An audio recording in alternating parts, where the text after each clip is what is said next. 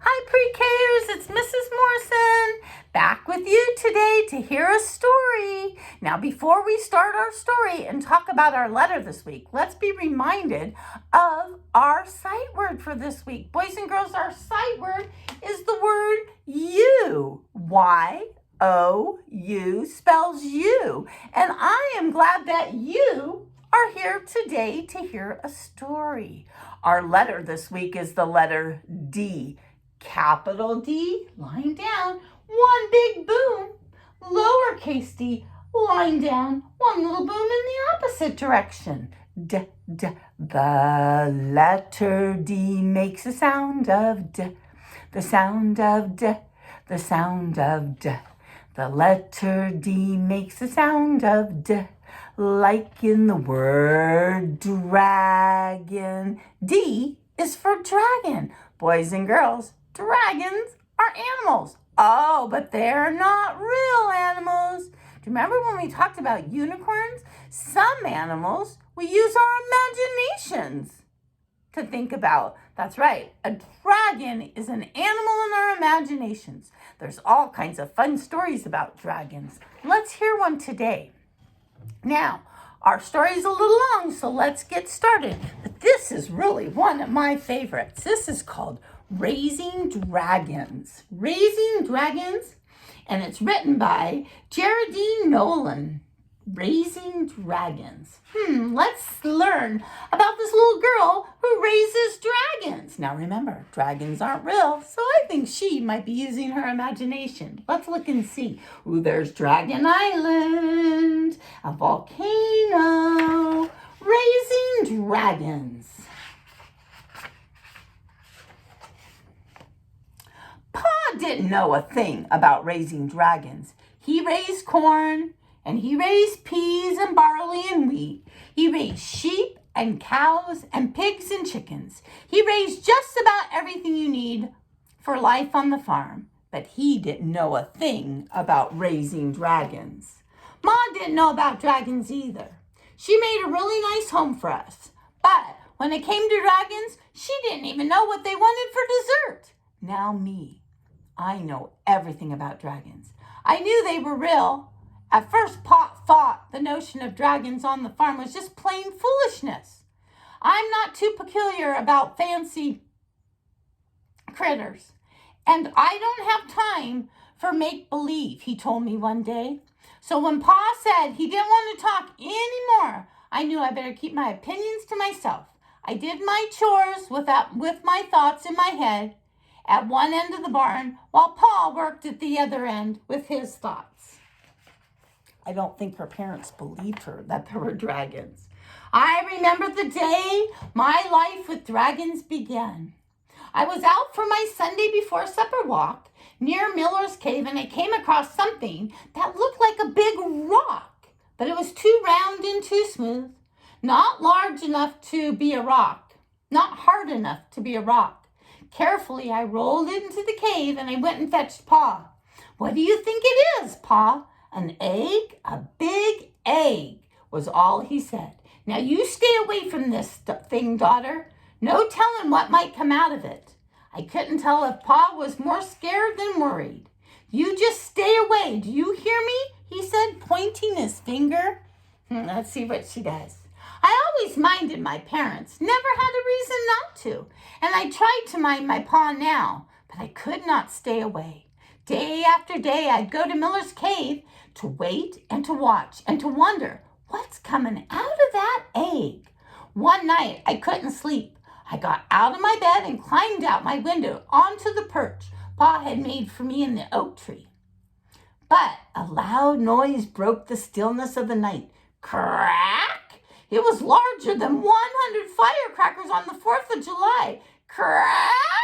I heard it again. This time it was louder than before. It was coming from Miller's Cave. At first hint of dawn, I headed straight towards the sound. Ooh. And there in the corner of the cave where I left it, the egg. And pushing its way out, like I've seen so many baby chicks do, was a teeny dragon poking through the shell with its snout.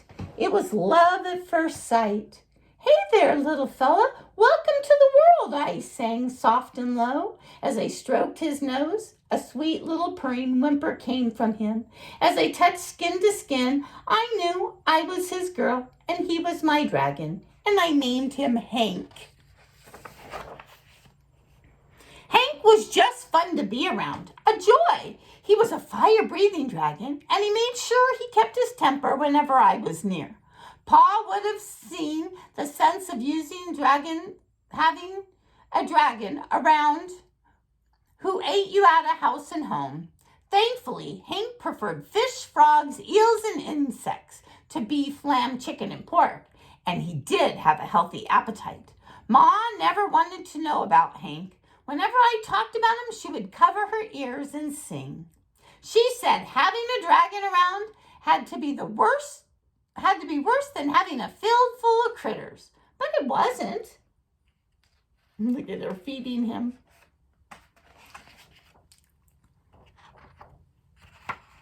Mom and Pa taught me about caring for living creatures. From the day I was born, they taught me about raising lots of things.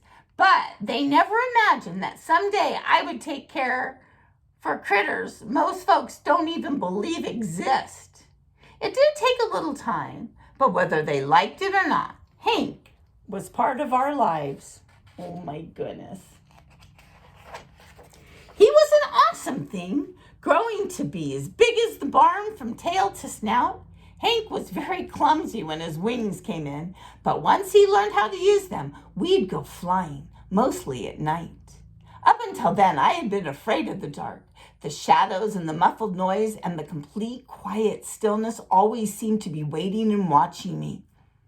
I had seen our farm from up in the tree perch, but Hank showed me the world from on high, the way a cloud or a bird or a star might be seeing me. Up there, I saw things for what they were. It was just grand. How would you like to fly on the back of a dragon? Pa was the first one to notice what he called strangeness happening around the farm. One morning, when Samson, our mule, hitched for work, Pa set out to plow the fields, but all the work had already been done. The ground was turned over, the seeds had been sown. Pa was plumb flabbergasted. Flabbergasted. That's a new word for us, isn't it? Flabbergasted. That means he just could not figure out what was happening. Hank and I tended the crops too. We pulled the weeds. We kept the varmints away. And Hank even got me to school before the first bell. Even all the good he had done, Ma still didn't want any part of Hank. But when a hot spell hit her tomatoes, and they began to dry out, Hank hovered over them, fanning away the heat. He saved every last one of them. Ma didn't admit it, but she felt beholden to Hank. She began fixing fancy gourmet meals for him. Eel pot pies, frog leg pudding, and fish and insect stew. Hank just loved. Oh, Ma's now start liking Hank, isn't she? Day and day, Hank was getting bigger. Ma was uneasy about Hank's fire-breathing breath. Pa paced with worry about all the corn Hank and I planted. The corn was growing everywhere. Ma cooked as much as she could, but there was just too much. Just when it seemed like the corn was going to swallow up the farm, Hank grabbed Pa's shovel and dug a wide trench around the cornfield. Then he blew on it with his hot breath. "What in tarnation?" Pa screamed. Ma ran out of the house carrying a bucket of water, but it was too late.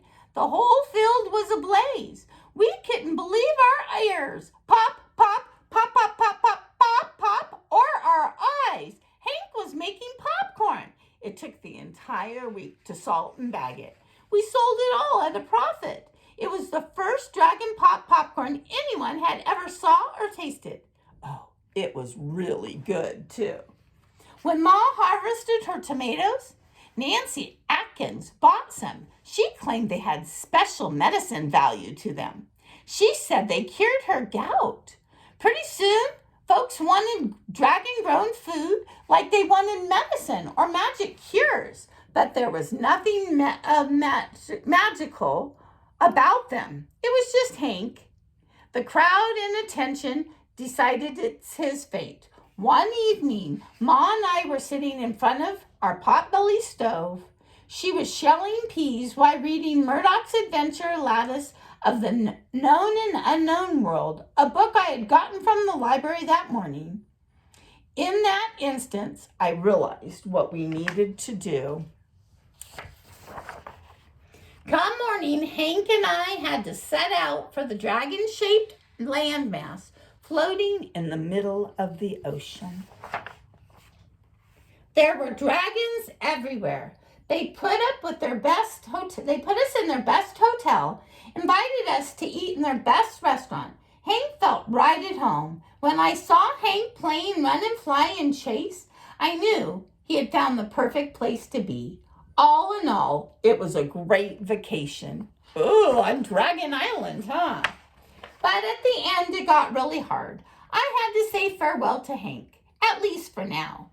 Normally, I don't get mushy at departing, but when Hank turned to me and called me Cupcake, I boo-hooed a heap.